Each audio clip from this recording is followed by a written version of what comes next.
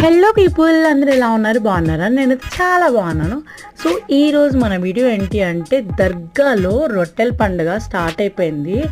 మనం నార్మల్గా అంటే హిందూస్కి ఈ ఫెస్టివల్, ముస్లిమ్స్కి ఈ ఫెస్టివల్ అట్లా ఉంటుంది కదా, క్రిస్టియన్స్కి ఈ ఫెస్టివల్ అన్నట్టు.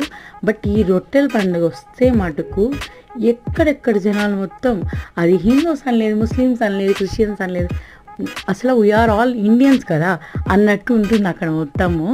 అండ్ చాలా షాప్స్ ఇంకా ఓపెన్ చేయలేదు, 17 నుంచి స్టార్ట్ అవుతుందంట.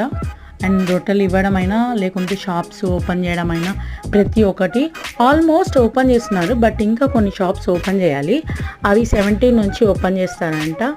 అండ్ చాలామంది నమ్ముతారు ఇక్కడ, అంటే రొట్టెలు తీసుకొనేసి నెక్స్ట్ ఇయర్ వదులుతూ ఉంటారు కదా, చాలా మంచిగా నమ్ముతారు. అండ్ ఇంకోటి ఏంటి అంటే, మీరు ఎప్పుడైనా ఈ రొట్టెల్ని వదులున్నారా? కామెంట్ సెక్షన్లో కామెంట్ చేయండి.